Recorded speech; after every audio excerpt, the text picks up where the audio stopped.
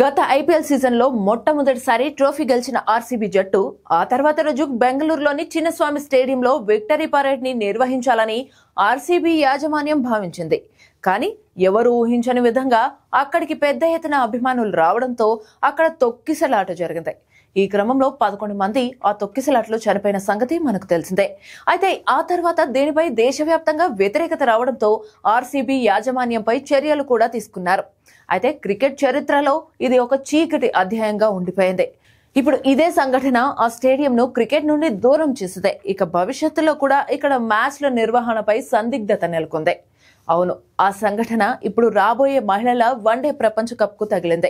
ఈ mega event కోసం ముందుగా ప్రకటించిన వేదికలలో చిన్నస్వామి స్టేడియం ఒకటి. కానీ ఘటన కారణంగా ఇప్పుడు మ్యాచ్లను బెంగళూరులో నుంచి మరో వేదికపై మార్చారు. దీంతో కర్ణాటక క్రికెట్ అసోసియేషన్ కి తీవ్ర నష్టం రానుంది. ఇక ఈ వేదిక మార్పును అంతర్జాతీయ క్రికెట్ కౌన్సిల్ శుక్రవారం ధృవీకరించింది. టోర్నమెంట్ ఓపెనర్ ఫైనల్ తో సహా ఎం చిన్నస్వామి స్టేడియంలో మొదట జరగాల్సిన 5 మ్యాచ్లను నవీ ముంబైలోని డివై పాటిల్ స్టేడియం కు తరలించినట్లు పేర్కొంది. దీనికై కొత్త షెడ్యూల్ ని బీసీసీఐ రిలీజ్ చేసింది. ఇలా ఆర్సీబీ విజయం చిన్నస్వామికి ఒక చేదు జ్ఞాపకంగా మారిపోయింది.